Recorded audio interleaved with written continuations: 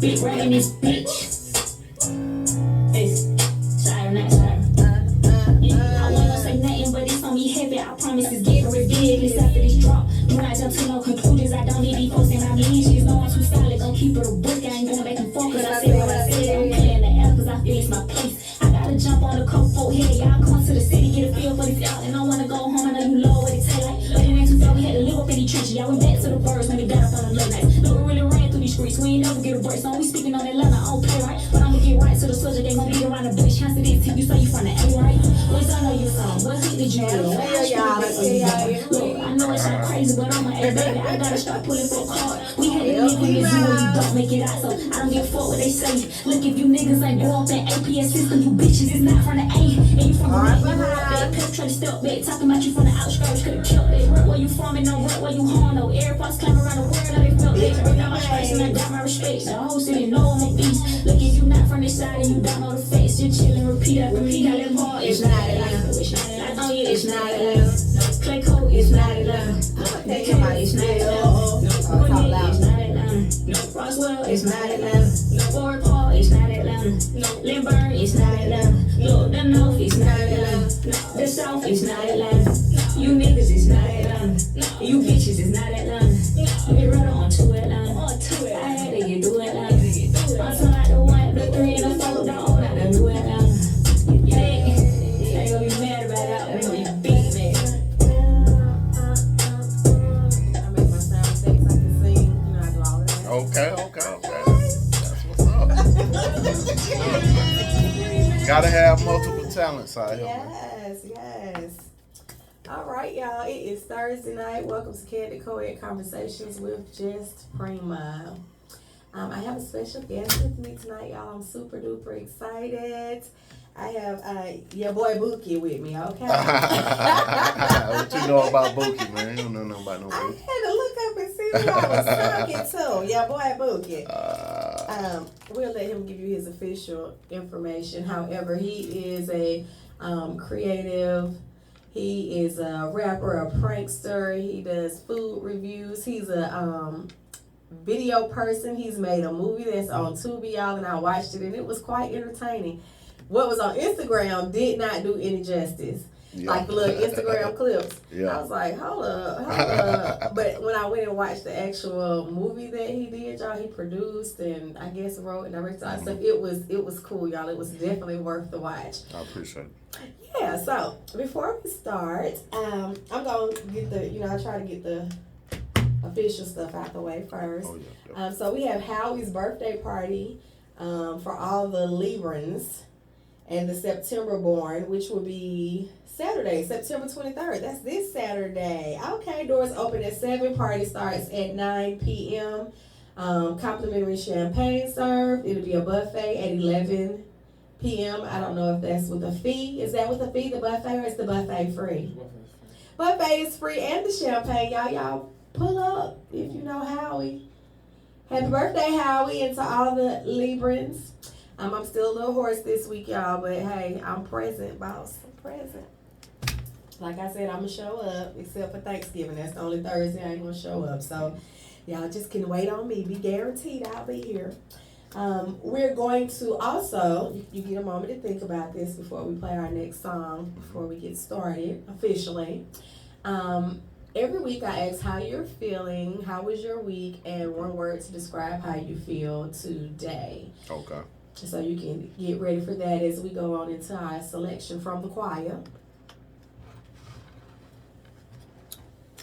Say hi. Hey, what's up, y'all? How y'all doing? You know your boy Mike Giles in the building. I like with my your girl boy Prima. You know I'm with your girl Prima. Know how she do it? All day. Here we go, y'all. Old school. I like Yeah. it. Your movie made me think about love. Oh, yeah.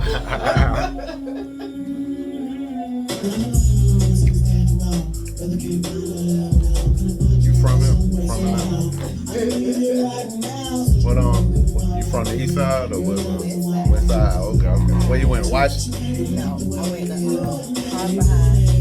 Harper and Benjamin Mays. Oh, you went to Mays? Okay, I went to Mays. Yeah, you already know. You what? 91. 91. Right. You came out amazing 91. Uh-huh. Okay, you graduated with my brother, Brian Giles. The name sounds good.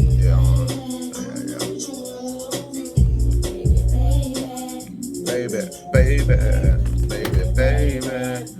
You know that. Thought you were gonna say you came out in 2001 or something like that. Yeah, that's a compliment. That's a compliment. Thank you, but that was young. Yeah, it If I is. could go back a little bit, if I had the same information. Yeah, I feel you. That would be great. I feel you. But not to start over. Yeah. I feel you. I want to do that. Yeah. Me neither. Right. You know how they be having them little things on social media. They be like, you could go through this door. Would you want to go back to like 12 years old with all the knowledge you had, or take 3 million, 10 million out of them? Like, nigga, 10 million. 10 million, right. Nobody going back no damn 15 years old, man. Y'all niggas crazy. Yeah, I take the million. I take the million, man. Million, boss. I'm telling you. Trying to go back. Let me show y'all this poster too, y'all. Oh, yeah. Y'all see these chicken wings? Hey, man. All I heard was Howie and buffet. Right. Free food and free drink. Champagne. I need to find out what's going on. My boy Howard. Happy birthday. Yeah. That we can see. I see. What's up, y'all? Thank y'all for tuning in. Baby. You know that. Baby.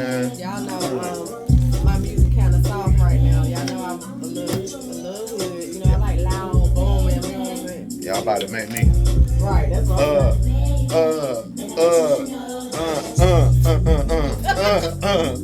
I don't know why that. Yeah, you don't know about that. Long time ago. Long time ago. Gotta be a true alien, no matter. Right. All right. Thank you now. So, Mr. Michael. Yes, ma'am. Okay, how are you feeling tonight? One word to describe yourself, but begin with, how has your week been? My week has been liberating. I say Okay. that, liberating, you know. And Do you want to share, like, what made it liberating or any of it? well, first of all, I just got out of a little situation that I was in, so I feel liberated from that. Okay, well, congratulations. Yeah, I got out of a little situation. I feel kind of liberated from that, and just liberated. You know, I like sound effects, so. Oh yeah, Congratulations. I love it. I appreciate it. Also, I'm getting into another little venture that I don't want to really necessarily put out there just yet, but another little venture that I'm starting, and I'm starting to get the wheels turning on that. So you know, Congratulations. yeah. So I feel liberated. I feel free. You know. Okay. Yeah. That's a good word to describe how my week has been going. Liberated and free. That's Liberated that's and good. free. Yeah. And if you could use one word to describe how you feel at this moment. At this moment, I feel hungry. I ain't ate nothing. You hungry? I got some candy right now. You guys said, nah, We got some chocolate. We got the old fashioned strawberry and butterscotch. And my mom always told me, eat your food before you eat your dessert. So I gotta give me some wait. food. I was gotta hungry wait. too. I appreciate it. I was hungry too, but you know, I said I'd wait. Yeah, that's good. You know, but I was hungry too, and I didn't want to be on here. You know, one day they might see me on here eating, but they ain't seen me on here yet. We gotta have make it official, like have some people to bring us some food, Right. and we can taste test. Yeah. We did do that sort of, but we didn't do it on camera with Bon Appetit. You know what I'm saying? But we're gonna do it on camera one day, y'all. I got a lot of stuff in store. Y'all know I do all kinds of stuff. So just wait and see. I'm trying to see when Howie. I want Howie birthday party to be right now. I know. Look, give us some champagne and wings, y'all. And I see fish I'm telling you. and French fries. All they look good. Yeah, I'm gonna have to be up in that. I had to be there. My week has been relaxing. Mm-hmm. Not because I wanted it to be, but kind of relaxing. And today, of course, when I come on Thursdays, I'm excited. I'm excited to meet new people and have conversations. I love to talk. I can talk for hours and hours and hours. That's good. Hours and hours and hours. I'm a little hoarse, but y'all know the song I'm talking about, right? Yeah, I got you. Yeah, I can talk for hours. So people that know me, I can talk for hours. So I'm excited about having you here. I appreciate it. I'm excited to be here. Well, that's good. See, we both feel excited. Mm-hmm. If y'all have any questions, y'all call in at 678-661-1819. We're going to have Mr. Giles to Thank you give so us much. some of his expertise. But I do like y'all, your boy Bookie. I do like I do like appreciate that. That's his Instagram. Yeah. So anyway, One of them is one of them. Oh, see, I don't know the other ones. Yeah, So yeah. you're going to tell us about those. Yeah, We do want I'm you to tell gonna us. Yeah. So, okay, so I saw a movie of yours that was entertaining. Like I said, when I saw on Instagram, at first I was like, What the hell? I ain't quite certain about what this gonna be like because But you saw it on your boy Bookie. See, right. I don't think on your boy Bookie Instagram, it's not a whole lot of movie stuff on there. I mean, it might be one or two, but what you probably saw was my web series. That might be one of the things you saw. I saw the little girl that was the F Me girl that was dancing for y'all. Oh, That clip was on there. Oh yeah. That's from the movie. It was, That's definitely from the movie. It was another clip that was from the movie because got a little striptease scene. Yeah. So when I saw it, I was like, "Now hold on, what is this going to be? What's going on? What is? Right. But then when I said, "Okay, this hold on, one let me of go them watch hug the joints? whole," right? I was like, "Let me go watch the whole movie," right? Right. So when I watched the whole movie, I was like, all right, he did that. He did that. And I watched it to the end. It was very entertaining. And it reminded me of being in Atlanta and watching growing up in Atlanta and seeing some of the things that go on in Atlanta. But before we keep going into that, I want you to introduce yourself officially. Tell us who you are, like, why I have you here because of the things that you do. And that's going to be where we start. Okay. Well, my name is Mike Giles. Giles. I'm glad you pronounced my name because since I've been in third grade, they've been Gillis, Mike Gillis, Mike Gills, Mike Gillahuddy or whatever. They call me everything. Yeah, I appreciate that. So it's Mike Giles. I am a writer, producer, a screenwriter, producer. I also write music too. Okay. And that's basically what I do. I'm an actor. I'm just a creative, all-around creative, content creator. I got a lot of stuff on Instagram, on YouTube at Mike _ the creator. That's my Instagram. Also, your boy Bookie. That's another Instagram guy. It's another character I got. That's based off a web series that I have on YouTube called The Real Ratchets of Atlanta. So you can go check that out. So. Yeah. Okay. So what started you to writing as well as acting? Was it from childhood? Was it something that you wanted to do? Did you get trained professionally, or what? How did you begin? Well, it all started in a small town called East Point, Georgia, suburb of Atlanta. Y'all should know about it. But so I started doing music, rapping when I was 12 years old. Okay. I started rapping and doing music, and when I was rapping, I always noticed that I write long stories. I have 2-3 pages. It'd be one verse, and it was just a whole story or whatnot. So I kind of got the notion in my head that, damn, I'm a writer. Maybe I'm not just like a rapper. I'm like a writer because I write very long stories. And so that parlayed into writing short stories or whatnot. Like when I was around 13, 14, I used to write short stories in a little notebook or whatnot. So really did the music. I didn't quite know about screenwriting and all that at this point. So life happened. A whole lot of stuff happened. So we're going to fast forward a decade or two.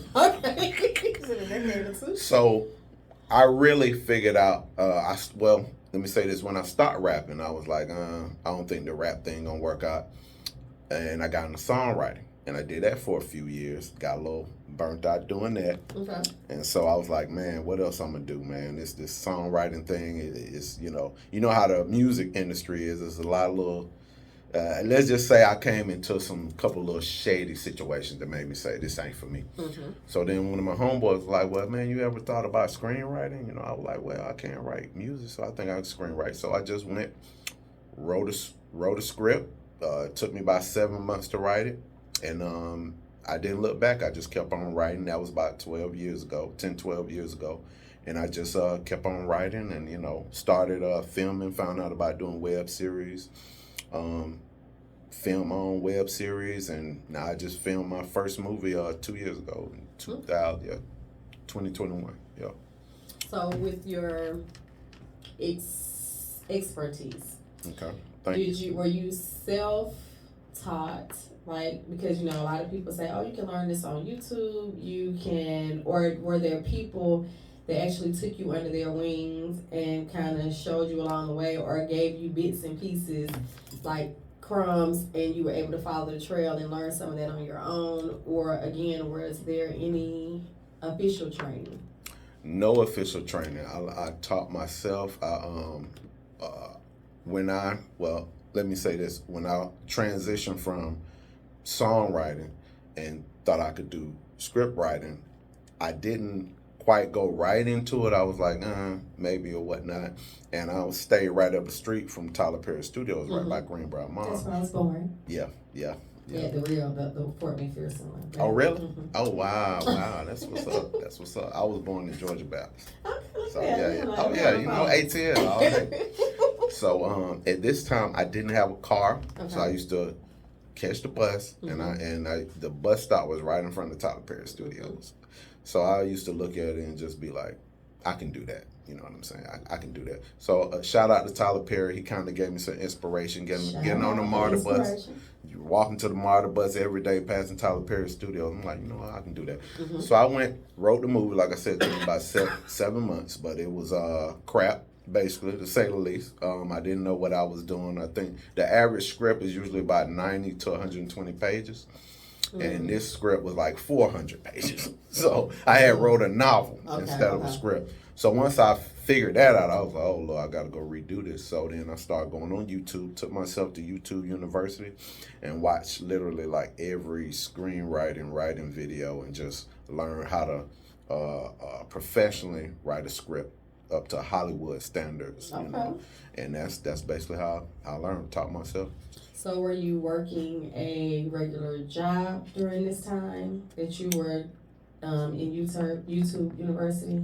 Yeah, I was a barber, and also I was doing, you know, some other stuff that I don't want to mention too much. Yeah. But I was a barber. I've been a barber for 16 years. Okay. So yeah, and that was, I think around that time it might have been my second or third year barbering. So I was still kind of, you know, doing other stuff or whatnot. So I've been a barber for 16 years. So I was basically cutting hair and doing other stuff on the side or whatnot. So. When you said being a child at 12 or 13, you realized that you had a gift for writing. Did you have support of your family or friends, or was this, because I know some youth, I have 6 sons, and with my sons, there have been times that I found notebooks and stuff where they have been writing, and I may not have known that they were writing or not known the extent that they were writing. You know what I'm saying? When I was young, I wrote poetry and me too. Go ahead. Thought about writing, you know, and then like you said, life happened, and the people that were cultivating the writing in me wound up being predators, I would say that. So in being that, then it kind of made me put the writing down and the poetry down. But I saw it in some of my sons, and I see it in some of my sons, the writing. So was the writing in you cultivated by the adults around you or friends, or was that something you just did on your own? It was really something that I did on my own. As far as my parents, they was, you know, they old school. So as far as rap and stuff, they weren't. Bro, you going to school, you going to college, yeah, rapping at school, but school. So that's what that was about. Friends around me and my peers, yeah, they definitely helped me cultivate. You know, I was in rap groups and stuff like that. And also getting to a point, you just said something about the predator people, you know, like I was saying in the industry. That's this is a message to everybody trying to do whatever they're trying to do, write music or whatnot. You have to, when you come in contact with those type of people, you gotta like, don't let it crush your spirit, because it sounded like you said it kind of crush, and me too. You know what I'm saying? That's what happened when I was trying to songwrite. I had different situations come up, and it kind of crushed my spirit, and I quit. And which I shouldn't have did, but you know, everything happens for a reason, and that, you know, parlayed me into doing the screenwriting. But to answer your question, yeah, it was really, as far as the writing goes, it was really just me being solitary in my room, just writing. As far as poetry, I didn't tell anybody about the short stories and the poetry. I was just rapping. People just knew me for being a rapper, freestyling, going to the lunch table and rapping. So yeah. So I kept that other side of me, the softer or more, you know, because nobody would have understood. I'm writing short stories. Like, man, come on, what's the lyric? But yeah, short stories. You talking about? We 14. Talking about short stories. Yeah. Okay. Yeah. So, did anything ever happen in life that, because there's some people that don't have people to talk to, Right. and they don't have an outlet, and just like you said, old school parents were more like, you gonna go to school, you gonna get your education, you gonna get a job, get the frozen turkey, the pen, you gonna retire, you know, So they weren't as into maybe parents that are my generation or younger parents that want you to be creatives. Right. So was there anything that happened you feel like that made you, was that a reason that you started writing, or were you just always a writer in your head? You know what I'm saying? Or was there something that started you to writing? Well, I would say that at a young age, as far as when I started rapping or whatnot, I would say just seeing my peers do it, like it was just a neighborhood thing. You know how it was, and you know, we just got into rap, and I saw Juice. I'm telling my age right now. I went to the movies, saw Juice, Old National Theater. Y'all don't know about that, but anyway, some of us do. So I saw Juice, and I actually wanted to be a DJ at first. That's really what I wanted to be at first, was a DJ. But from seeing the movie, from seeing Juice, and I was like, oh, I got to do that. I have to do that. But my pops would not get me a turntable and nothing like that. He was like, no, I'm not doing that.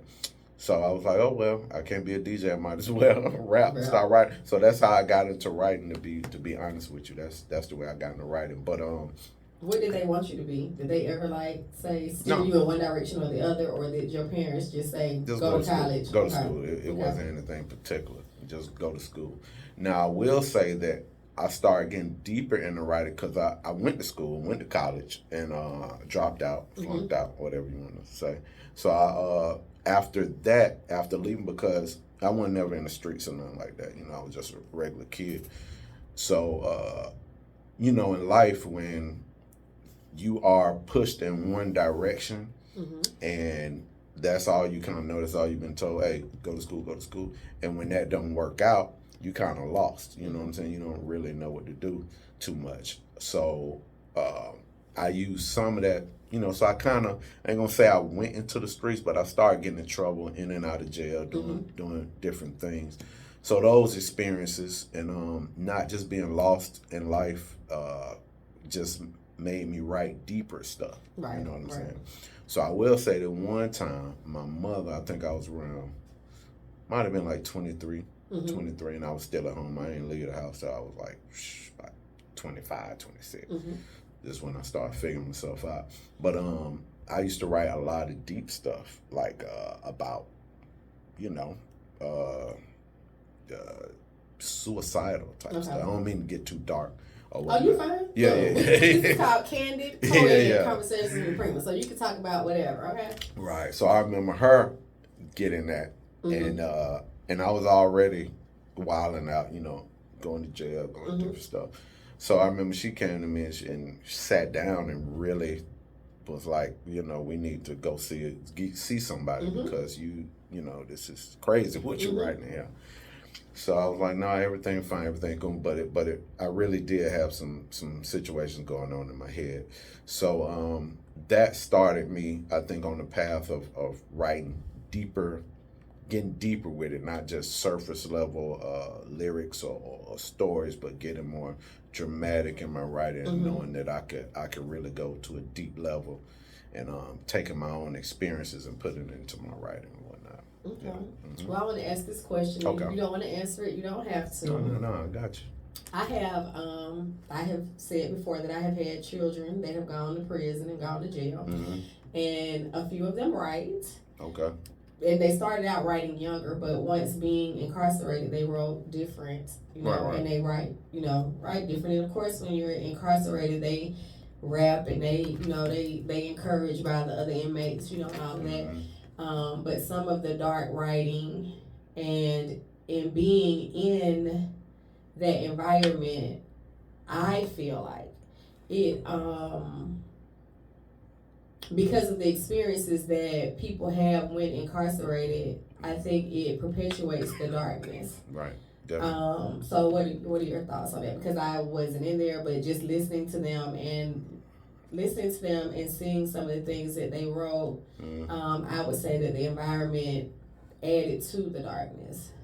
I agree. The environment definitely adds to the darkness, and also you got a lot of time on your hands, so it just gives you a lot of time to just think on a whole nother deep level, because you really to yourself, even though you got the inmates and everybody around you, but it's no love. You know what I'm saying? So you reach from that place. So they say that the best art comes from tragedy, but just like we've been talking, right, just like we've been talking about. So I think that anytime somebody goes through a situation where they feel like they're back against the wall, maybe nobody is with them, even if they do got loved ones, I'm sure you was still with your kids when they was locked up, but you still feel, even though mama or whoever else is there for you, after you talk to them, right, you doing it by yourself. She ain't there with you. So it definitely puts you back on the wall, and you go into a dark place, and it's able to bring that artist out of you. You know what I'm saying? That's why a lot of rappers, they come out with their best stuff when they been locked up. Look at Tupac, when he came out, that's when he really just went crazy. When he was in there, when he did Me Against the World. So I think. Was it hard coming home, transitioning from that and putting pen to paper, and getting others to listen when you were talking about the rapping or writing the short stories? Was that transition hard coming out? Was it easier when you were out? Well, let me say this. I wasn't in jail a long time. Right. I was in there is relative to what you think is long. It was about a year, That's fine. Yeah, but right. But some people out here be like, I did 5 years. Yeah. Spent a few days and that was long. Right.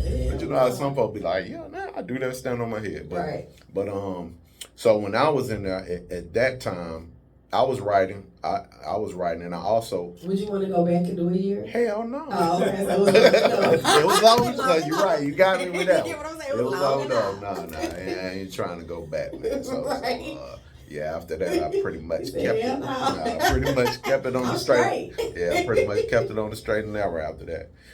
So, and I also, I converted Islam when I was in jail. So once I came out, I was kind of on that, I'm saying, real hard for a second. Look, because I was just getting ready to say, I want you to, and I had a lot of people in my family that has been incarcerated. Yeah. So no pun intended. No, it's a real question. A lot of people get jailhouse religion. Yeah, they do. So you kind of answered my question, because you said I got into Islam and I was doing the real hippie for a minute. Yeah. So you put it down? No. Okay. I just ain't going as hard as I was when I.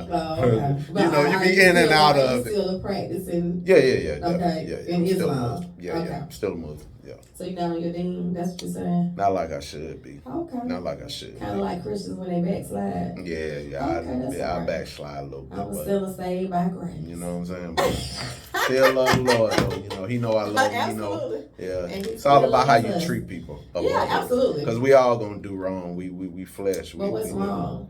Well, yeah. You know yeah, what I'm it saying? is. That's relative to Well, I think it's relative to how you feel. as an individual. That's what I say. If you're 'Cause doing something and you be like, man, I shouldn't be doing if this, we then it's convicted, wrong. right? You know what I'm saying? That's how I had feel. that conversation a lot. There's some people like, what you convicted by, I may not be convicted by, so stop tripping. Yep. You know what I'm saying? That's real.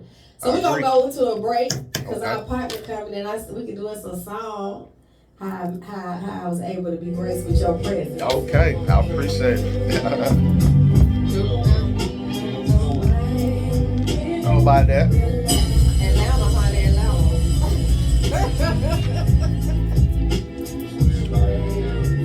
Going good? There it is.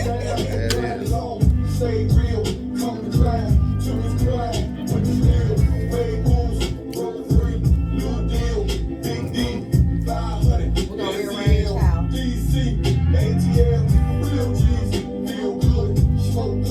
Drink good.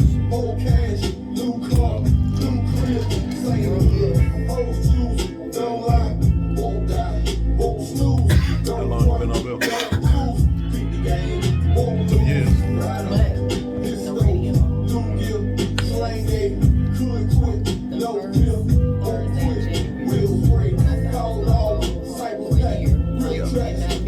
Yeah, that's what's up. What's up? What?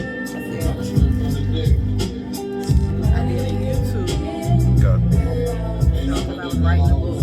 Okay. I stopped writing because I felt like my spirit was telling me the world is now where everybody is going to be. Yeah, So I did a 14 episode show about my life.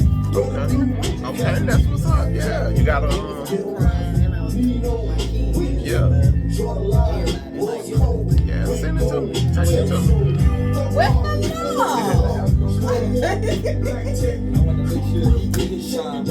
Yeah, I saw you. I saw you Bounty Hunter. What? No, I said I saw you Bounty Hunter. Oh, bounty.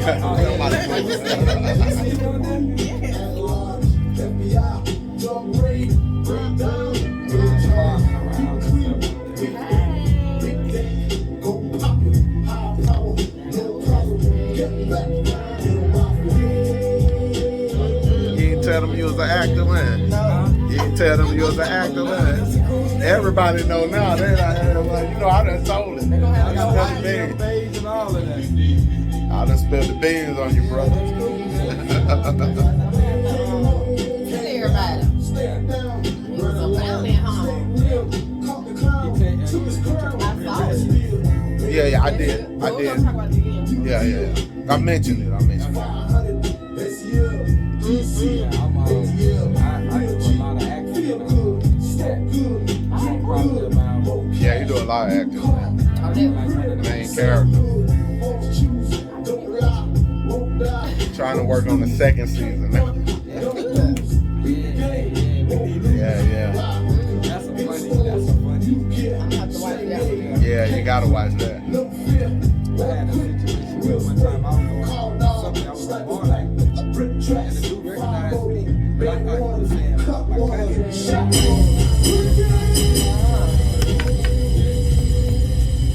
all right, that means stop it, I see. All right, y'all. We have our other special guest here. What's up? Well, I call him Julio. Look. Yeah, y'all know what it is. I also am a DJ up here at Caribbean Life Radio by the name of DJ Mia Moore. You know what I'm saying? And, DJ Mia Moore. Yeah, and so I got it. On Wednesday nights. Yeah, Wednesday nights, on Fiesta de Casa. Y'all know what it is, the house party we do.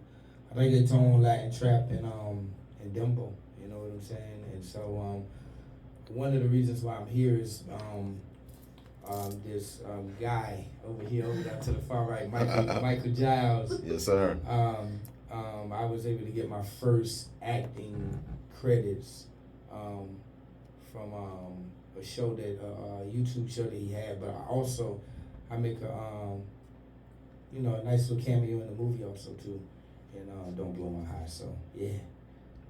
Yes, sir. I got your boy acting. Yeah. Yes, he's acting, y'all. Yeah, man.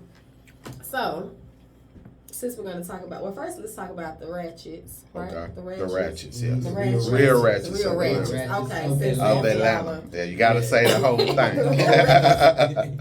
Okay. Real Ratchets of Atlanta. So you're the writer of the Real Ratchets. Yes, yeah. Okay, so give us the Well, background of the Real Ratchets, so we'll know what we're going to be tuning into eventually. well, the Real Ratchets of Atlanta is basically like a fake comedy reality TV show, like Love and Hip Hop or The Real Housewives of Atlanta or whatnot. And it's just a spin on there as The Real Ratchets of Atlanta. It's just basically about, my character is Buki. That's where your boy Buki come from. That's where Buki come from. My character is Buki, and he's basically like a washed up rapper, a dude who had a hit years ago. And, One hit wonder. yeah, one hit wonder. Okay. And he's still trying to get on, and you know, his baby mama think he's cheating on him all the time.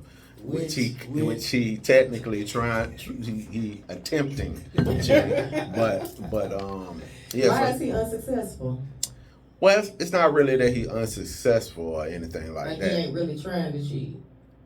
He is, but he ain't. I don't want to give you too much, Okay. but it's with an artist that he trying to get on. So you know Okay. how it is, like movie industry. I used to be a rapper. Yo, you like Buki? Okay, well, I'm gonna put you on. Let's do it. You know what I'm saying? Man. That type of Okay. situation. You know, so Okay. you know, yeah. He got like. But he love his baby mama though. Okay, But Lord. I said he got other characters that's also. Because Bookie love Val too. Is that what you talking about, Val? Val, yeah, Buki He love love Val. Val too. Yeah. Yeah, so also I would say The Real Ratchets of yeah, Atlanta. the thing about the Real Ratchets of Atlanta when we was first having a conversation, a lot of times with Mike, because I know Mike from doing music, Mhm. so I did like rap stuff with him. We got albums on Spotify, iTunes, different stuff like that. But me and him have always been creative people, so a lot of times things come from me and him just having silly conversations. Mhm. You know, like we may talk about a lot of times because it's really like a satire on like African American reality shows to Okay. a certain extent. You get what I'm Okay. saying? Right. So everything that you can think of that you say, yo, it's making black people look crazy. It's Right. like take it to the 10th Right, power. try to throw that in there. You know what I'm saying? Yeah. So the cool thing about it is that you got all these dichotomies of all these people. It's like a web, so everybody's connected. Okay. And even me, like this is like one of my best friends in real life. He knows Okay. my mom, all of this stuff. Definitely. But and his ate breakfast at the house, but in on the Real Ratchets, me and him are like mortal enemies. Yeah, we enemies. Like I'm Okay. trying to, I'm giving threats out. Yeah. I'm trying to sleep with his baby mama. Yeah, It's like, yeah, all situation types like of- that. Yeah. It's like you would be like, We got a these beef. dudes- Beef We got through the real whole beef. thing. Yeah, Like yeah. we got a fight. We trying to sell a fight. It's a lot of craziness. Yeah, Okay. it's a lot of too. crazy. So I have to go going watch on. that. Yeah, I yeah. wasn't.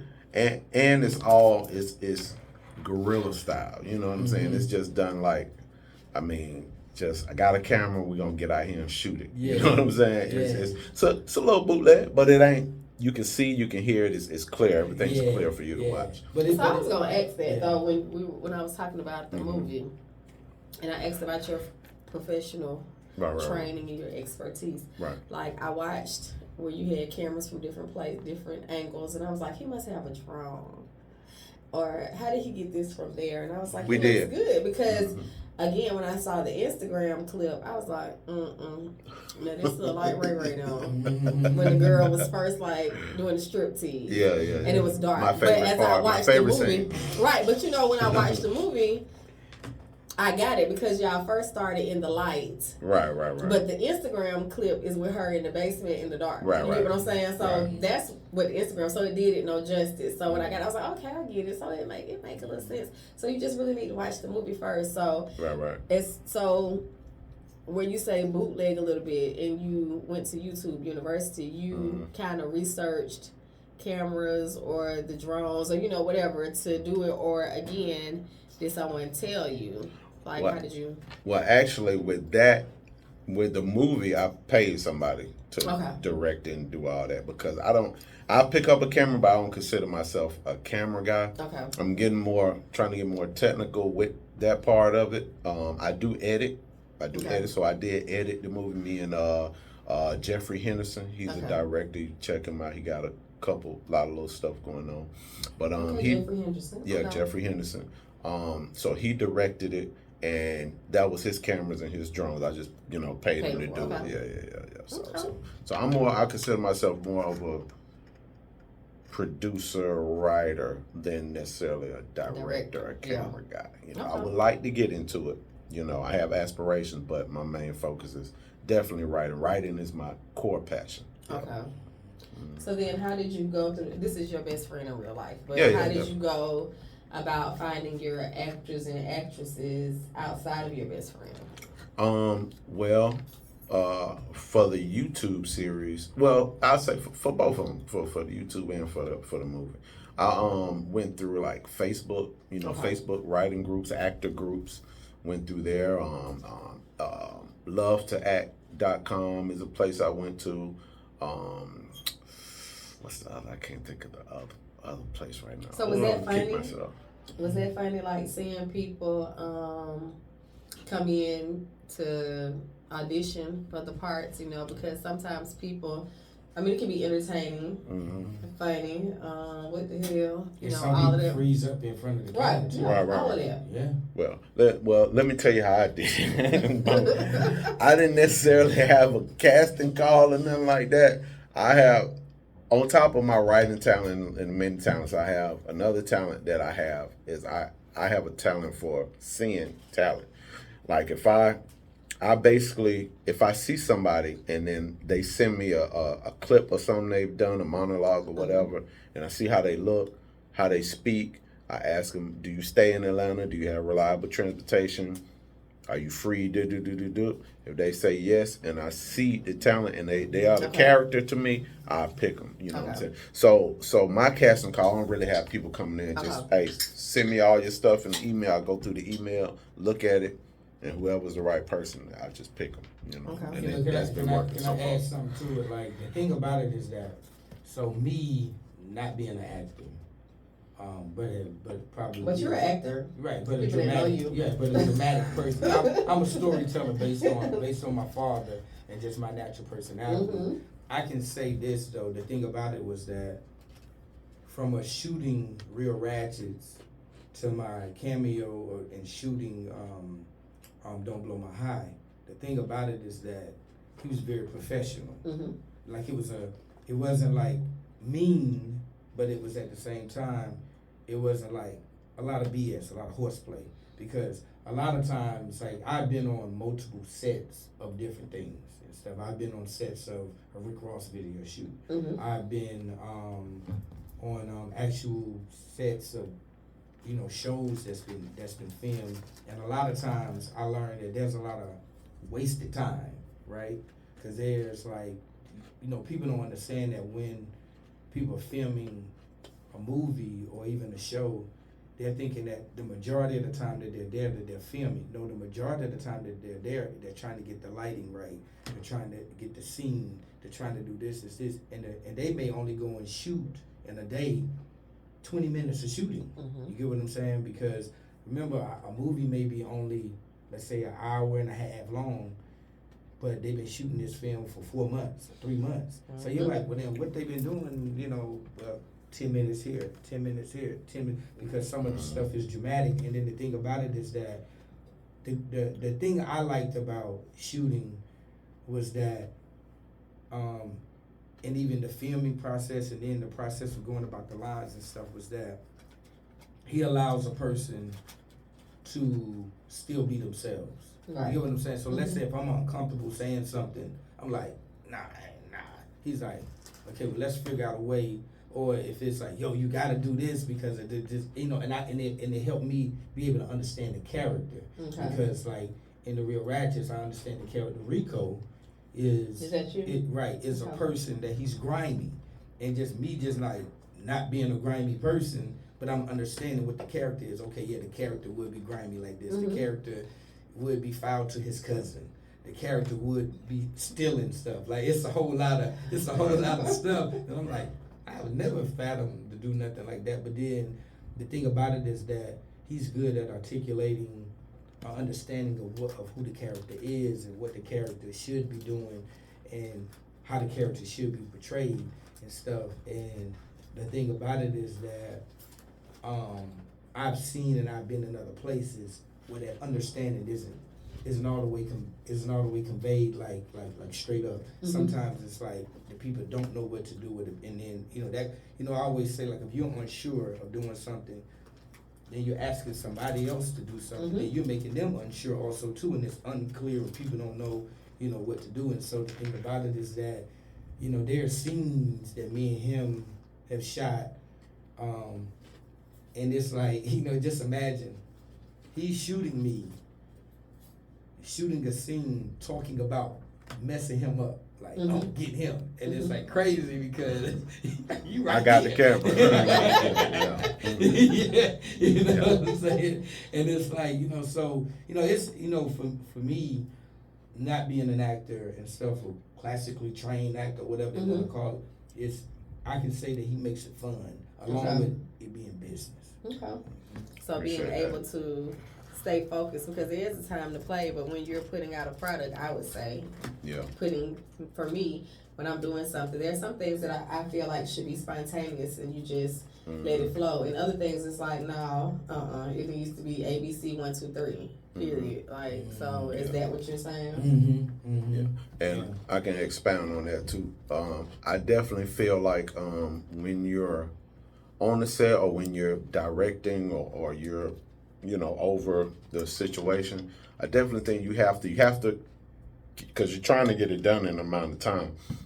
So you have to do that, but you also have to let people laugh, because sometimes if they get it, people gonna be laughing like, boy, you said it. You can't be like, hey, let's get back. No, you gotta let everybody laugh. You gotta get into it yourself, like, boy, that was, you gotta make it feel like a family situation, and then you gotta know how to, okay, all right, well, let's go ahead and try it again.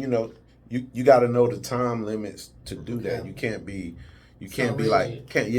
rigid. You can't do that, because then it's gonna people might not want to work with you again, or That's true. and even not just that, but it's just you want to have fun. You want it to be fun, especially if it's a comedy, because those two things that I have done, they're comedies. Okay. So you definitely want to keep that morale and keep that energy going. I was gonna say, even in the corporate world, I work in corporate, although I'm not corporate. Working in corporate, and I'm a person that's more lax, more laid back. I want people to be themselves. I ain't tripping if people using profanity. I'm using profanity. We laugh, we talk about life, but I feel like when I'm at work, I'm spending more awake hours with my coworkers than I am with my own family, if the truth is told. So I want it to be a comfortable environment. I want it to be relaxed, because that's who I am. And I realize that I don't need to be in an environment or work with people that are rigid. That's in corporate America. Like, there are certain people that I don't want to work with, because you so hostile and upset and agitated and everything. You're like, I'm not that person. I'm like, shit, how you feel? Like, this how we are today. Like, just flex. Like, we gonna do what we gotta do, and we gonna chill the rest of the day. Like, that's just who I am in everything that I've done. And if it's anything outside of that, then I'm agitated, I'm aggravated, I'm upset, and I don't want to work. I don't want to work though. I don't want to do this. You know what I'm saying? the same way. Even at the studio, I be like, y'all requiring too much of me. Y'all know I just want to be me, right? And let me tell you, what's crazy?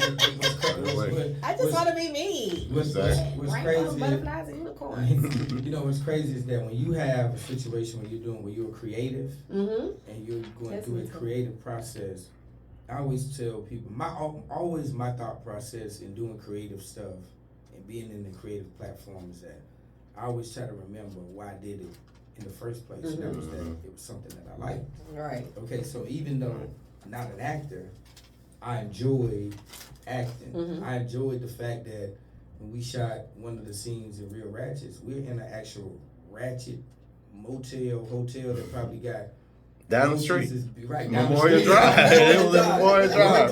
Finish your thumb and rats. Hole in the wall, literally Like, hole in the literally, wall. there literally was a hole in the wall Right. in the room. Right. You see what I I'm filmed it. I got to get this. I was like, all right, y'all, this hole in the wall, but y'all got rats, so I'm out. Fuck this. I'm going outside. Like, y'all feel real fast. I don't do rodents. I can't communicate with them. Yeah, and see, but see, that's another thing too, is that a lot of times is that when people shooting stuff, there is no authenticity to it. Mm-hmm. And like, you know, like I tell you this, like when he was filming Real Ratchet, just like when he was filming Don't Blow My High, he understood who his demographic was. Mm-hmm. He understood, I'm making this movie for a certain age bracket, for a certain nationality, and for people that will like such and such and such and such in the same vein, right?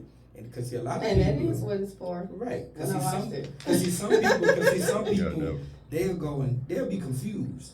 And the thing about it is that I liked about it is that I had a situation where, and I shared it with you during the break, Mm-hmm. where I was on Marta Mhm. when I visit my parents. And I'm chilling. I'm, minding my business like I do on Marta. On Marta, you mind your business. You put your headphones in. Right. You don't say nothing to nobody because you don't know if And he don't want or nobody she to say is nothing to crazy. you.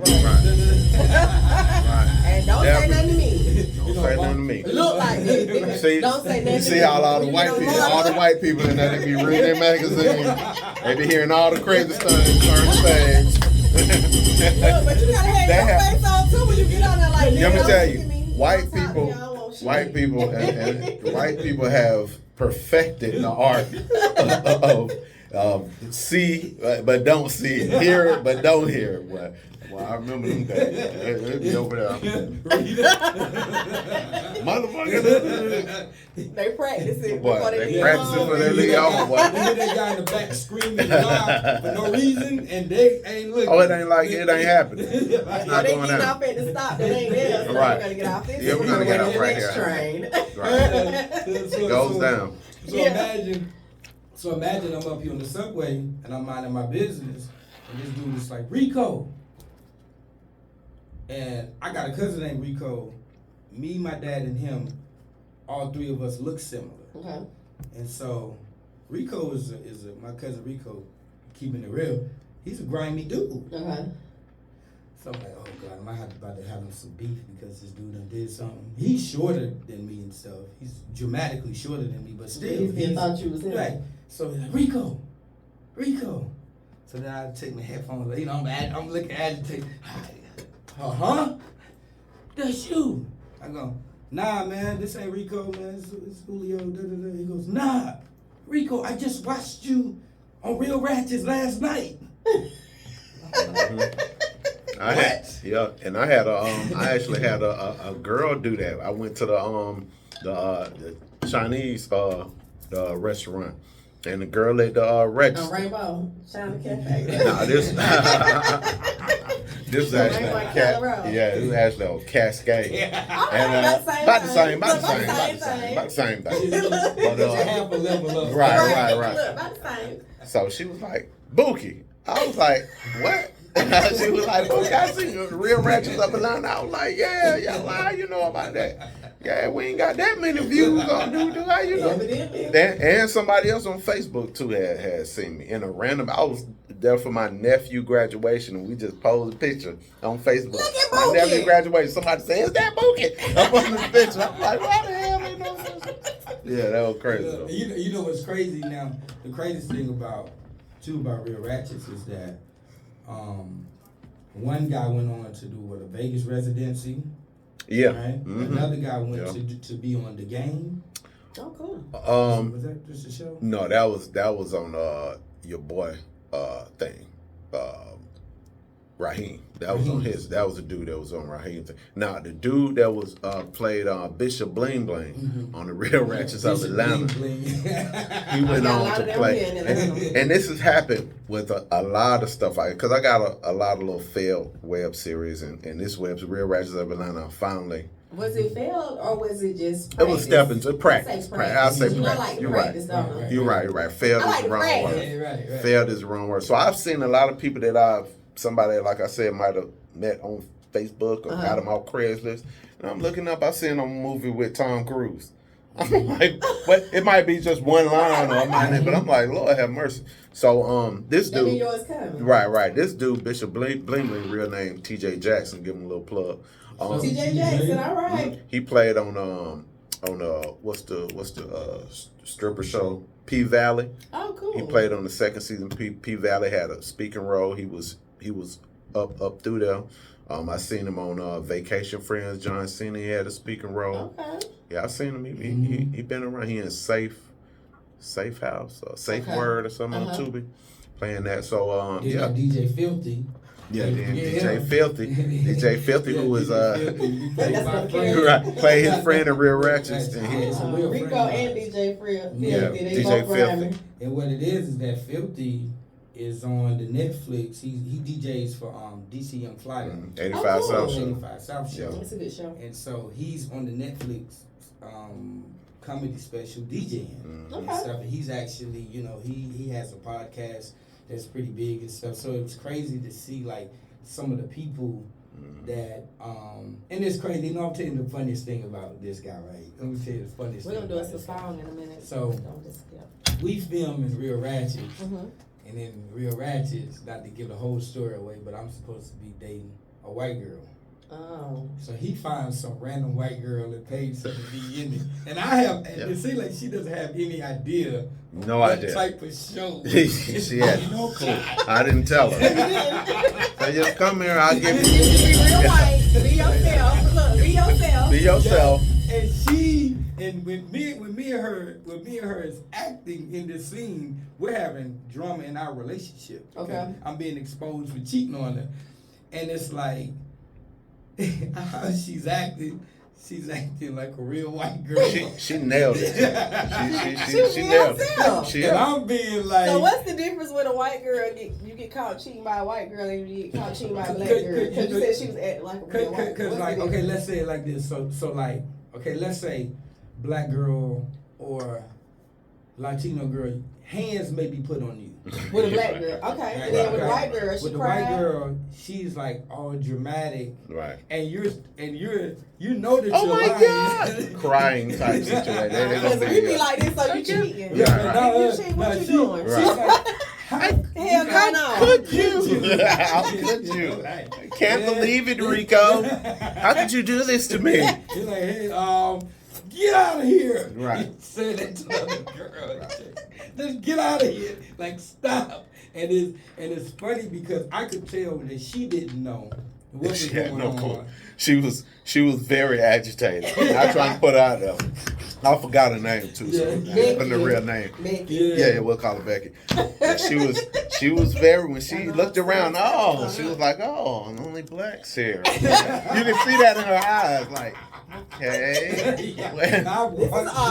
This is awkward. I'm in the ghetto all of a I'm in sudden. the ghetto. What What am I doing here? Let me make sure Brad Drive, knows. look, did she didn't catch it Let Uber me left? let me send a pin to Brad and let him know where I'm My exactly location. my location. Drop a pin to Brad. Yeah, she was a little agitated. She was like, but she did her She thing. did it thing. Yeah, she was being herself. Well, good Yeah. job, Becky. Yeah, good job, Becky. Give it up for Becky. Yes. So I would say this. The thing about it is that I feel like everybody has a snouse of acting ability in them. Mm-hmm. And I would say that the cool thing about it is that it's about being in the right environment and being in a situation where a person is saying, hey, pull this out of you and do things this way and make sure you maneuver that way and stuff. And then it's always about being creative. And the thing about it is that we're talking about the first time this guy met me, right? I was in high school and I used to have this thing. I used to like to go around and battle people. Like these battle rappers are now. I used to go around and literally like to go around, and if a person said they could rap, my thing was to insult them and make them quit on the spot, right? So he sees me for the first time in battle mode, and when I would go into battle mode, I don't know if I was on the planet, on Saturn, well, so he seen me. He's like, he said, you wouldn't see me. Killed them boys. It was 3 of them. He was he battling. rapping? No, yes. Again, no pun intended. Yeah, Was you yeah. rapping in English or No, was you rapping in another language? No. I'm the. Let me tell you something. Think about it. So even from the music. Because you said you was in school. as a Right. youth. Like I was in high school. So the thing about it was that when it came down to music, when I wanted to start doing rap music, my cousin that trained me, who wasn't a rapper, used to take me to the grocery store and make me rap about everything in the grocery store till we left the grocery store. Right. So I learned to be on top of the head, and so my thing about it was that I had a reputation in school for being a person where you don't say you can rap around me. Yeah, they already knew. Cause they knew that. You was gonna get them. I want to see. Yeah. I want to see. It Like, was smack before. So it was in before English? Smack. Yeah. Okay. And we're talking about 90s. So we're talking about a high level of rapping. We're not talking about A, B, C, D, E, F, G. Because you H. closer to my. Yeah.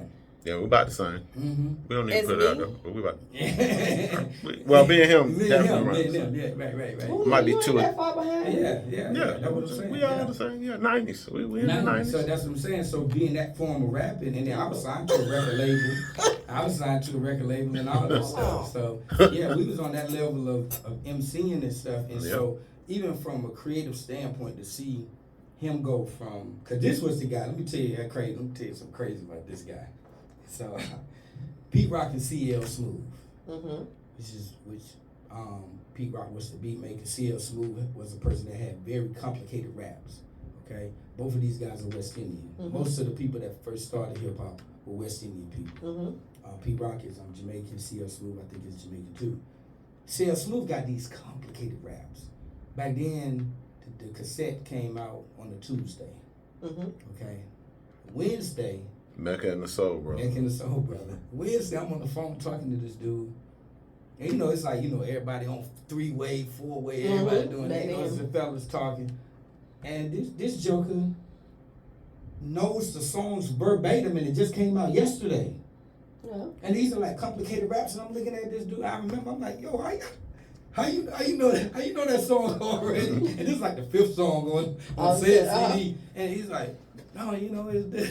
And he had, even back then, he always had an impeccable memory to be able to memorize stuff. And so, and being me, I'm a writer also too. Just with writing raps or writing papers or whatever I had to do. It's when I heard that he was going to go into the writing process of becoming doing learning writing and learning how to write scripts and stuff, I wasn't surprised because he knew how to write, but then he also had impeccable memory to be able to get something like a Eric B. and Rakim song. It come out 1 o'clock on Saturday. By 4 o'clock, he know every single line, and he know the chorus. He know the stop and the pause in, and it's like I'm sitting around here like, bro, this gonna take about a couple weeks for me to you know what I'm saying? But he always was a person where his mind was like a tape recorder about being able to remember stuff. And then too, just naturally, me and him are both naturally just comedic when we're around each other. It's just stupidness ensues. Like like last time we was around each other, we was talking about women. Okay. He was having problems, I was having problems, and we was just like I just told him. I said somebody was first situation shit. And we just trying to figure out, we just like, well, or maybe we was the grimiest dudes in the world. We'd be elbowing our way trying to get in the house because the hoes would be lined up. You know what I'm saying? But it's just saying though, the thing about it is that it's amazing to be able to look at the world, and regardless of how it is, how serious it is, to have a comedic thought process. Yeah, that's how I am. You have to find humor in a lot of things. We're gonna do a song and come back to that, the humor in life. Yes, ma'am.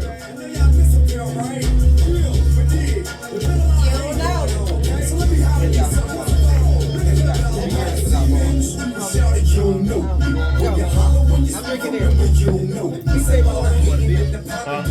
want beer? Beer. You don't know it. You don't hear it. Keep it moving, shout it. You don't know. I ain't tripping, the truth is really you don't know. Yeah, you know they call me T.I., but you don't know. You hating and I see why, but you don't know. I think it's time I made a song for people who don't know. I graduated Don't know? You don't know. Stood on he's a one you rappers that can band, you gon' have to show. I don't make me bring it straight into a real soul. My pockets hanging out the window, mouth full of gold teeth. Wonder when it's gonna cease. When the sign and creative slow. If y'all want to call in, 678-661. 678-661-1819. Questions or comments, or continue to listen. I ain't stopping, I'ma keep it in the streets. Contrary to your beliefs. So keep your thoughts and your feelings out of you don't know. You might have seen it, shout it, you don't know. When you holler, Yo. remember you don't know. I got one. You got one. You don't know. Telling people you my partner, listen, you don't know. Don't hear it, keep it moving, shout it, you don't know. Hey, I ain't tripping, the truth is really you don't know. Yeah, you know they call me T.I., but you don't know. You be hating and I see why, cause you don't know. And once again, let me remind you, pimpin', you don't know. So I be walking up and dancing, what's the deal on it? I don't know if you running by, you could be a police. If I was, you couldn't get up. See me in the PSC, you got a show. Always holding up the show, but they know me tight. I just wanna rap with you. In the fleet, always laying by the dozen different freaks. So don't keep, I just wanna chill with Metro and his daddy, Freddie G. Calling out at any time, when it's slow, it's really cheap. All in the Bahamas, courtesy of KT. Back though, he got a million, well, it's dollar. AK house like a real white man. JG, never leave me that for one. So basically, when you're in the corner of Jimmy Carter, you probably ain't me. Okay. Shot me bang, cat back on the street. I was sitting in the street, shouting, you don't know. When you holler, when you speak, remember you don't know. Say all the hate, you don't know. Quit telling people you my partner, listen. You don't know, you don't know. You don't know. Okay, I want to say this. You don't know. Oh, y'all can't hear me. Y'all can't hear me. You don't know. Back to the writing and the remembering and getting it real fast, right? So for me, I'm a person that if you want any notes, any study notes, any whatever, you can get them from me. Like I take notes like you went to class. So when you see it, you're like, oh yeah, I can pass this test, I can do this.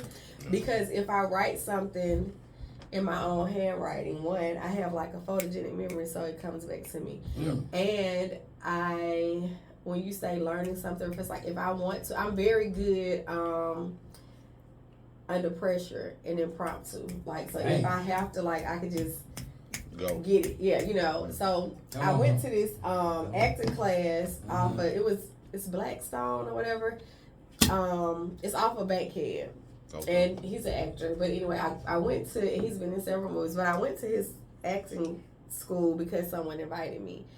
And when they invited me, it was like, we think you'll be good at this. So I went, and although I was nervous in front of a new group, I'm good like this. But because it was a big group, you know, I was kind of nervous. But when it got to the smaller group, I was better. However,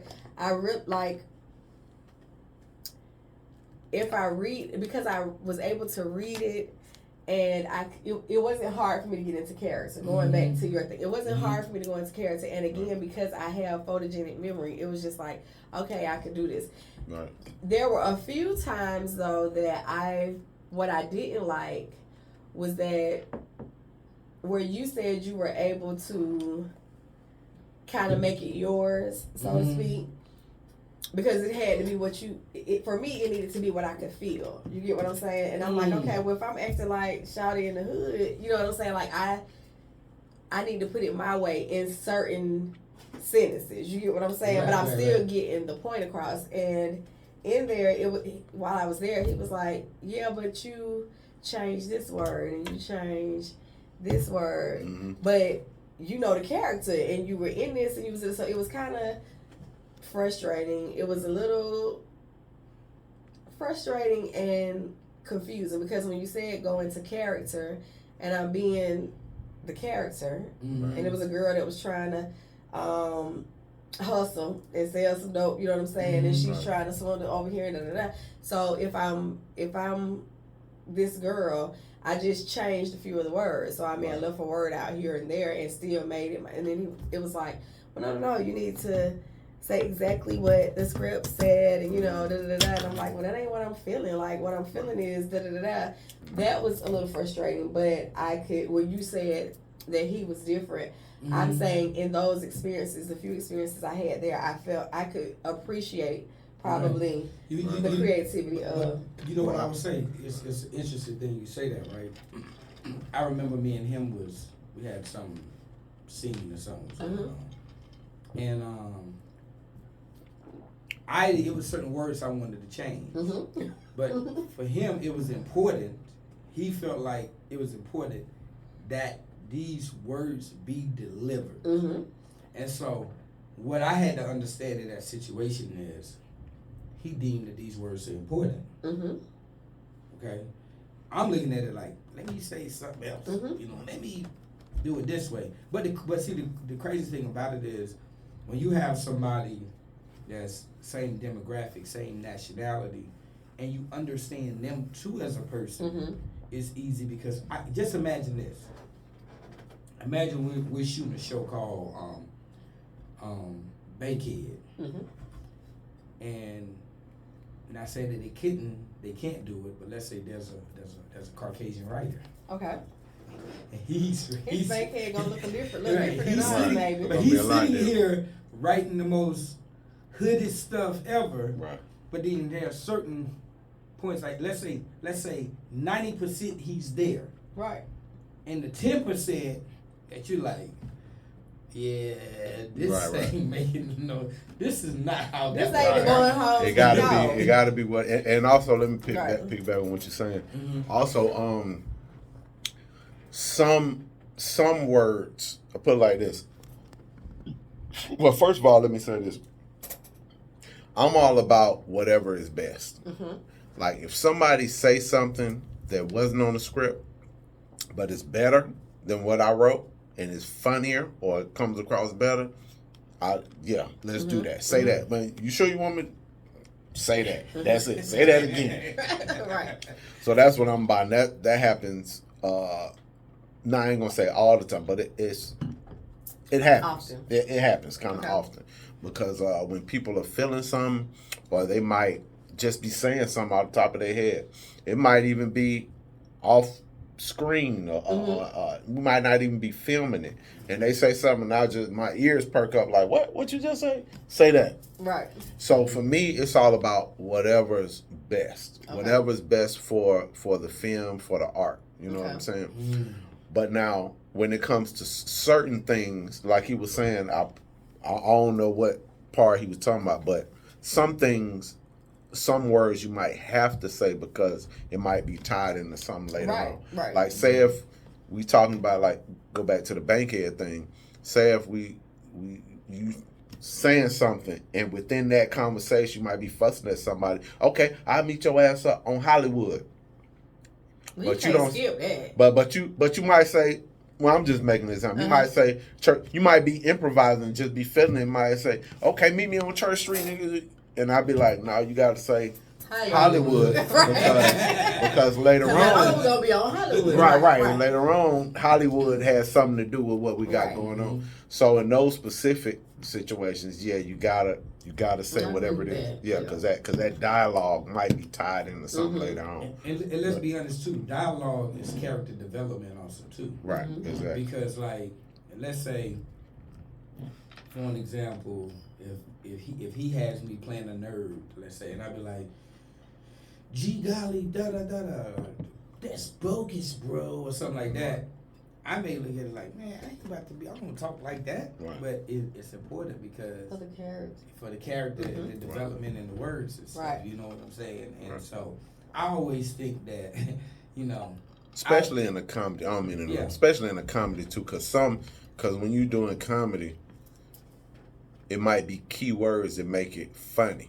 Like that punchline word might be a certain word that you gotta say, but it's not gonna be a joke. It's not, it's joke. It's not gonna really be funny. So you definitely wanna hit that punchline. You know what I'm saying? But So follow the script. well, He said you got yes, some leeway. but you got leeway though. You got leeway. So when you're like, talking to the director, Yeah. you should say, "Hey, Buki, I would rather say, what do you think about this?" So you're saying you're a director that allows conversation. I listen. I hear it out. If it's better, Doesn't mean like you're gonna agree, but you allow conversation. it's whatever I feel better. Okay. Whatever, and I may say what you think about that. I ask like, y'all think that was fun? Yeah, go ahead and say it. Okay. For me, it's all about serving the movie, audience. serving the audience, serving the script. Whatever's funnier, whatever makes somebody cry more. If the way they said it was more emotional, it had more of an impact, and it's different, a little different from what I had on the paper, we going with that. You know what I'm saying? Because that's what's most important. My ego ain't the most important thing. It's the people watching it. Right. That's the entertainment. the Right. entertainment. So whatever is best, You know that's what I'm all about. So what about your family and Yeah, seeing your stuff? yeah. Because I how want to is know that? how, like, your parents who wanted you to go to college and get the frozen turkey and the, you know, gold-plated pen and the 30-year plaque, you know, that I never wanted. Yeah. When they watch, if they're still here, my parents are not. Well, Okay. my dad that raised me is, My but my condolences. parents are not. So, if they've seen your content, you know, have you gotten any feedback from them with what you're doing? Well, I said as far as parents, my father's passed too. He passed Rest in in peace, Mr. 20. Giles. Yeah, he passed in 2016. But if he was here and he would have saw it, he'd be laughing his ass off. You know what I'm saying? I know him. He'll laugh. And he'll be proud. My mama, I told her, don't watch that. Mama, you ain't watching it. It's too much cussing, too much weed smoke. No, mama. She's very Christian, very church. My parents too. Don't Yeah. don't watch it. My sister, she loved it. Her and her husband loved it. My brother, he loved it. All my family members, the ones that have watched it, I've gotten nothing but positive feedback from everybody. Everybody I know. It's- So, it's- is Buki? Mm-hmm. Is Buki? Because that's the character I'm familiar with. So, is that From like some from things the Real that I'm Ratchets saying- of Atlanta on Yeah. YouTube right now. Go watch first season 1. The Real Ratchets of Atlanta, Bougie and is a then go character. watch Don't Blow My High on Tubi. Right. So my family would say, who I am here is who I am all the time, right? Okay. And you would probably say that. I'm Yeah. pretty much the same. Like, Right. I'm funny, I'm agitated, I want everybody to be happy. I'm gonna say whatever comes up comes out almost. I have 10% filter. Right. But 90% of the time, I don't have filter. I'm just me. Right. And I want everybody around me to be me. So is Buki you, or is Buki a fictitious, like, for your family that watch it? Right.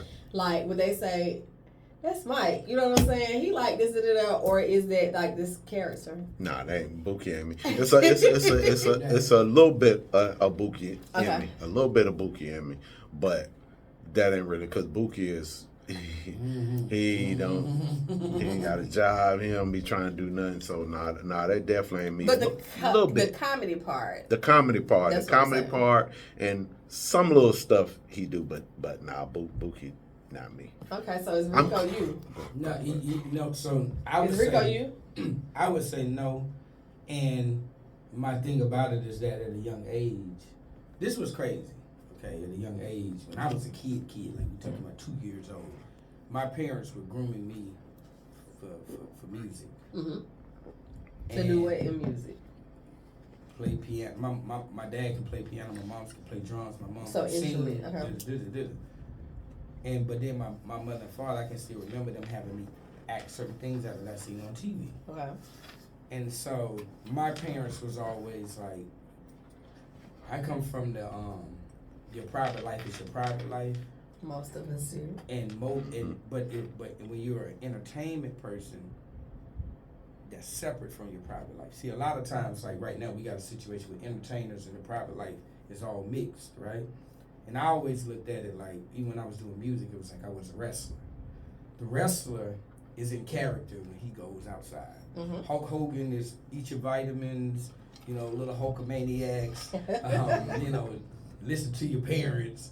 But then the real Hulk Hogan was taking steroids and, Right. and, What else is and, private and life? running through women and all of this stuff, boom, boom, boom.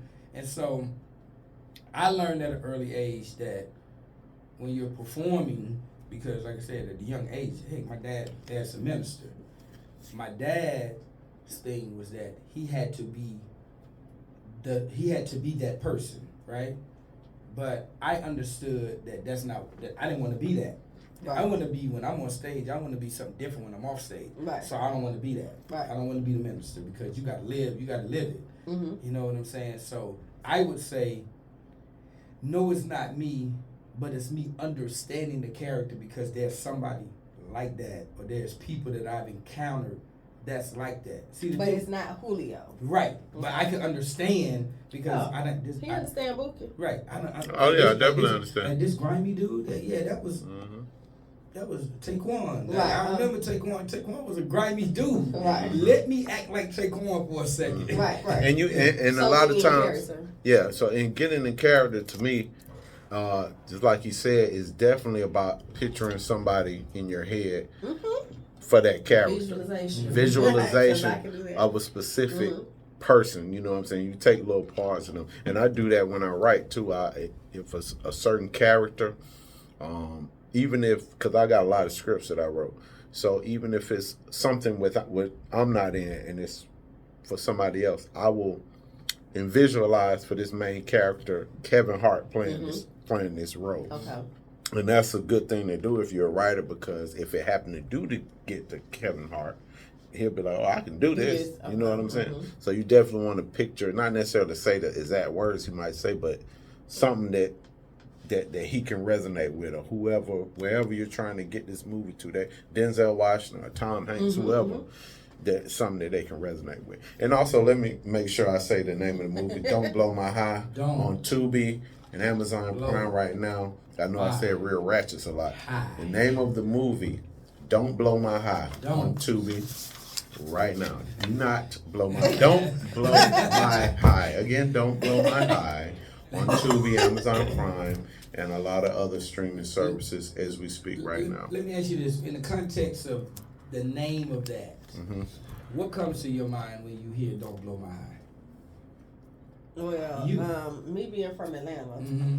and me having people around me that smoke weed, you know what I'm saying, or that growing up, like we would be somewhere and the people around me smoking weed, and I've always been like up here, like philosophical. You can smoke your weed and I'm a drink, but I'd be like, so what if the world was to end today, y'all, and we in this car and y'all like this? Blow So my they'll be like, you gonna blow our high, like, Blow my high, you know what I'm think saying? about Why that. you being That's high? gonna blow my high. Right. Right, you know what I'm saying? So that's what I'm saying. They're like, Definitely. well, why you gonna blow our high? Like, Right, so right, you know what I'm right. saying? So when I saw the Right. name of the movie, I heard that they were like, because I'll be the one to blow it, because I don't get high. You know what I'm What the saying? hell? I drink, but I don't smoke weed, but I don't knock nobody to do it. So let me ask you this: when you saw the movie, Okay, did you get the sentiment or the title of the movie? I did. If you saw it, you got it. And look, I took all these notes that I was gonna, brief on what I enjoyed about the movie, because I'm a note taker. This Oh, this what a thank you. 50-year-old do. Thank you. Let me hear it. I would love to hear. Let's hear some of that. Let's hear some. Okay,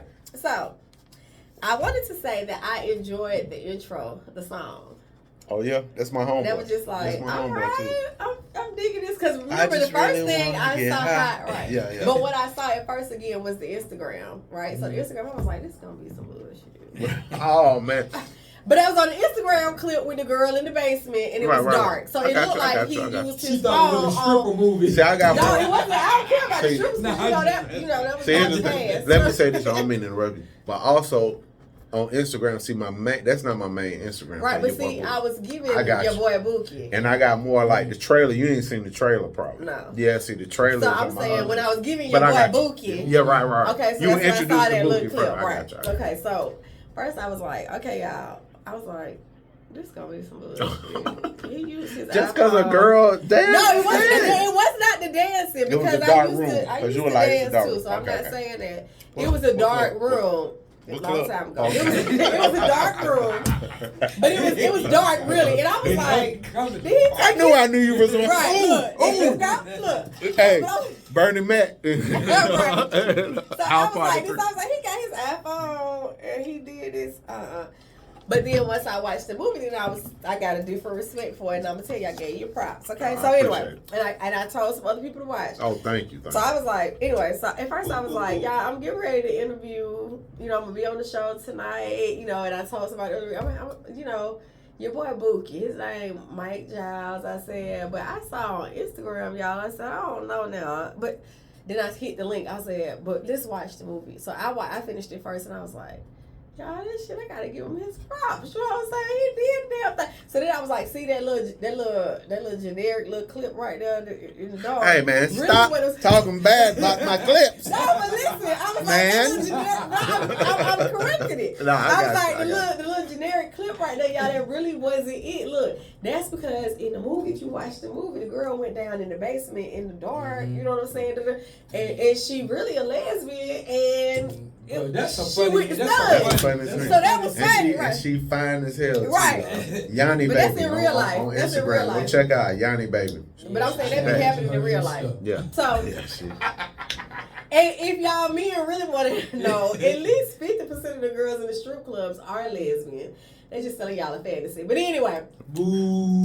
As Let me long go as on. as long as when they with me, they But they don't straight. want you, okay? They with me, they Anyway. straight. And you do so whatever I you want. like the intro. And you can be gay. I like the intro to the movie.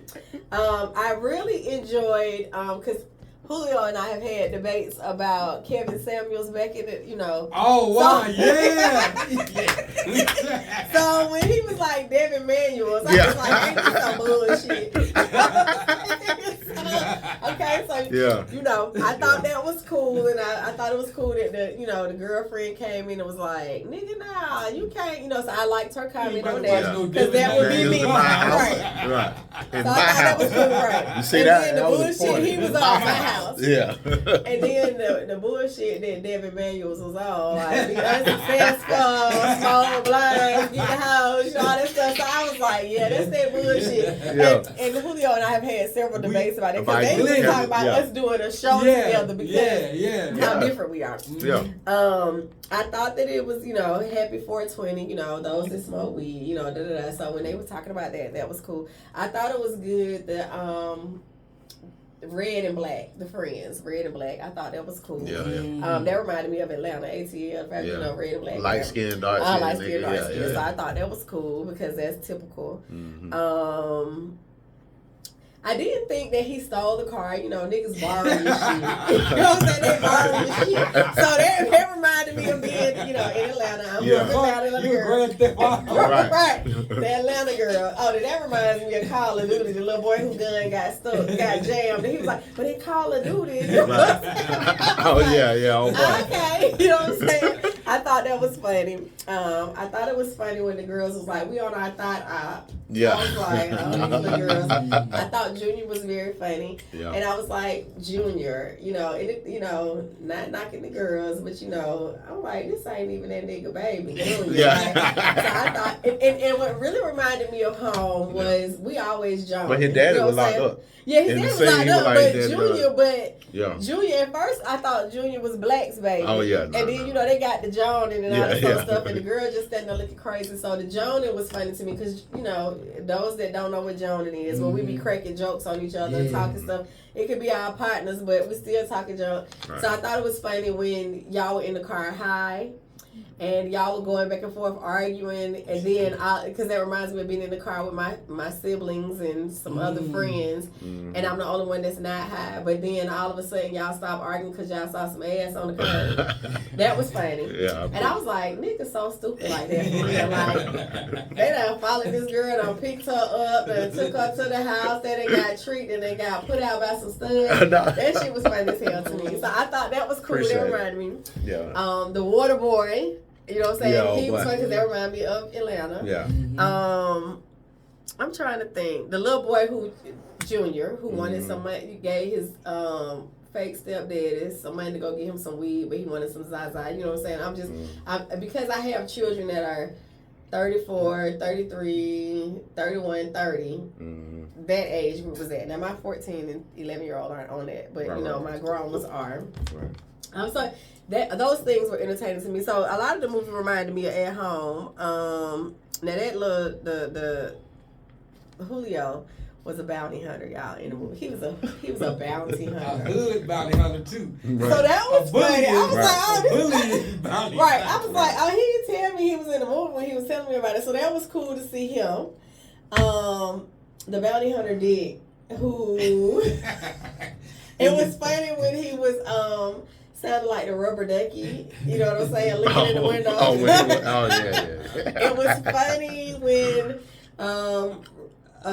Buki Red sent him the present at the end of the movie. I thought that was quite entertaining. Like that. Okay. Yeah, and he worked at Walmart because I always be talking about when I grow up I don't want to be saying welcome to Walmart. So that was kind of funny to me.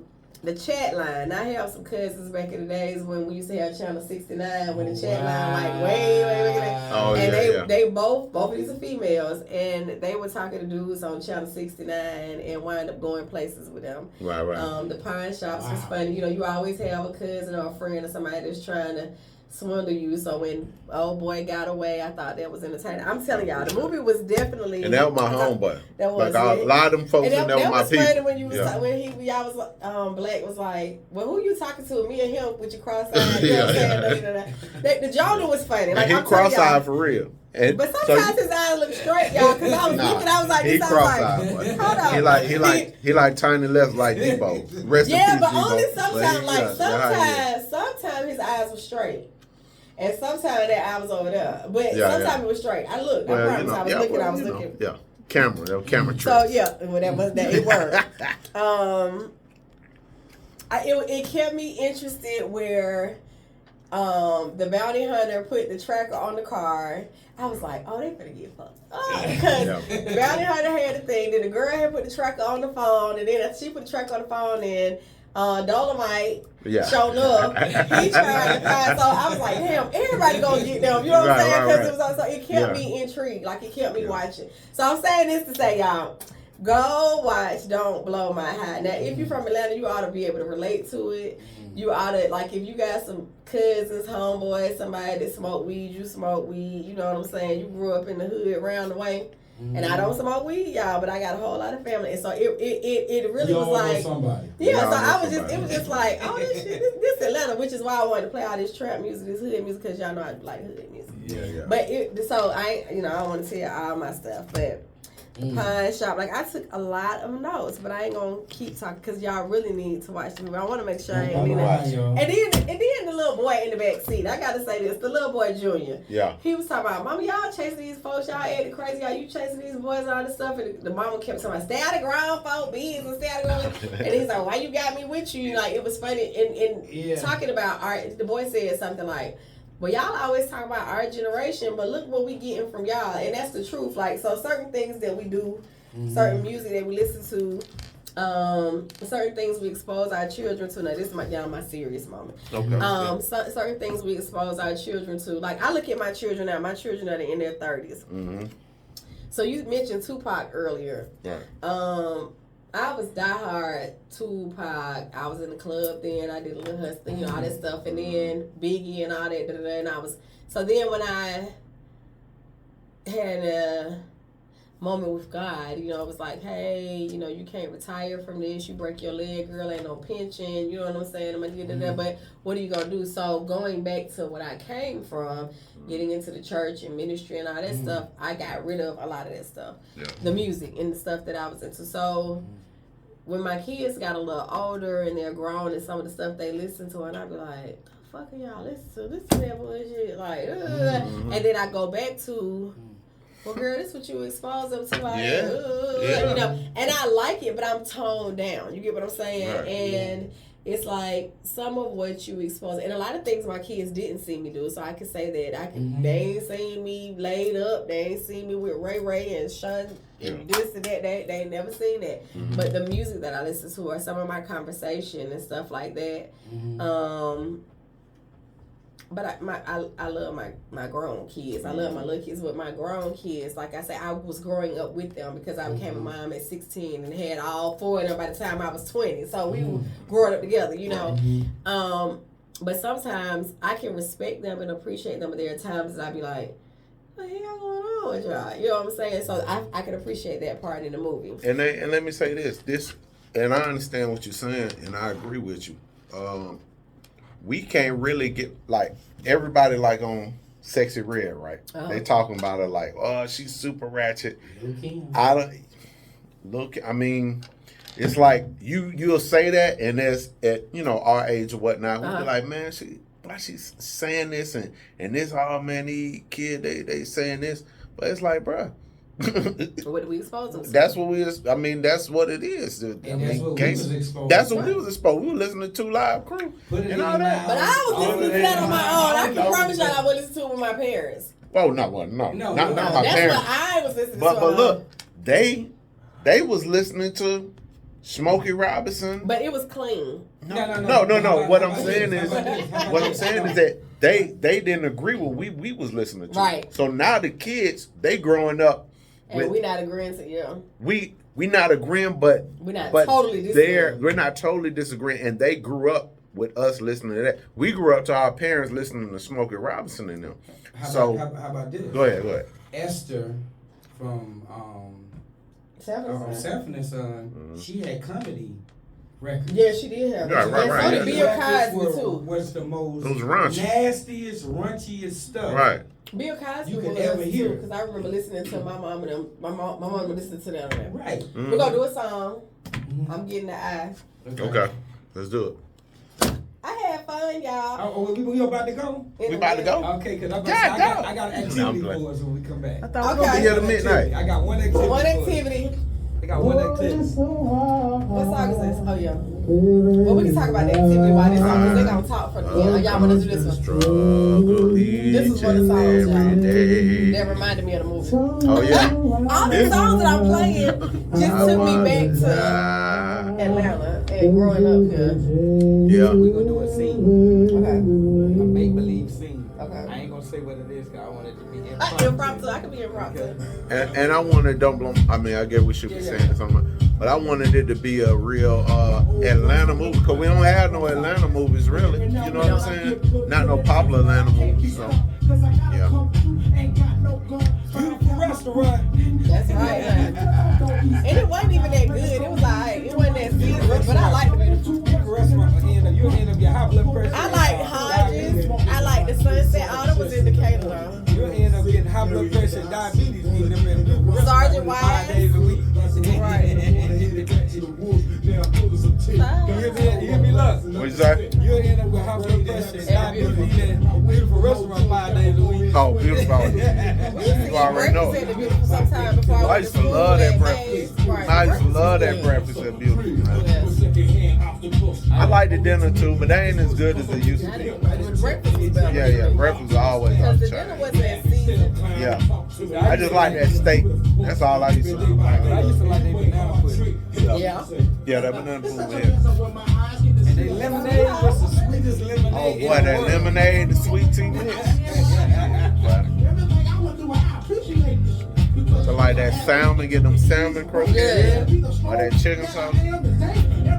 For breakfast, yes. Yeah, for breakfast. For my soul, soul food.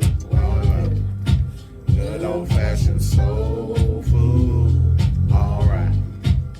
Everything. You know, I always wonder, like, what happened to the connection between this generation of rappers and the generation of rappers we got now? Because you can't see an Outkast or a Goody Mob in none of these raps. No, because anything goes now. Yeah. I could be a rapper. Yeah. But I'm just saying, but there should have been, like in New York, there was a connection between Run DMC. This is why I impromptu. I impromptu before we go in final words. Okay. So we about to Let's see have if I can do a it. Real Ratchet Part 2 scene. Okay. I'm Rico. I didn't even say real ratchet. No. I'm Rico.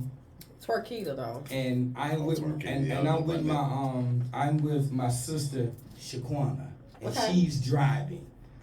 5, 4, and we're getting ready to get pulled over by the police.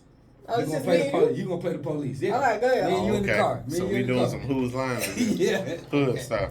5, 4. I'm 3, driving. 2, 1. Okay. Yeah. Damn, slow down. What You gonna you get mean, us pulled slow over by down? the police? You know I got all this stuff over here on me. That's all right. We're gonna be all right. We gotta get to mama now. Woo, woo, woo, woo, woo, woo. Oh, God. Yeah, they want. Slow down. Are we good? I got this. Yo. You gonna take this? You gonna take this charge? What we get? Nigga, you know I got Ray up at the house. Hey, I don't care about Okay, no Ray. I ain't like Ray in the first place. Hey, officer. Hey. License and registration, please. Hold on. She got her license and registration. Here you go, officer. Shut the fuck up. Click. You look familiar. Haven't I seen you before? Oh. Well, it depends on if you been where you been. Oh. Sir. Sir, over there. He's sweet. Are you saying I look familiar or he look familiar? You look familiar, man. Oh yeah. Do you frequent Moreland Avenue? God. I used to work that area. Oh. Did you work over by Thomasville? I've been in Thomasville once or twice in the daytime. Yes. Oh, okay, yeah. I be over there during lunch. Yeah, I seen you. You know, you came through sometimes, and I told you shouldn't work so hard in the middle of the day. Here's your license and registration back, and you guys have a nice day, okay? You also. And, We'll holler. We'll holler. If I see you again, hit me up. All right, look, leave it to you. Yeah, nigga, we getting the mama though. What you talking about, nigga? Slow down. I am. Yeah, let us go. Damn.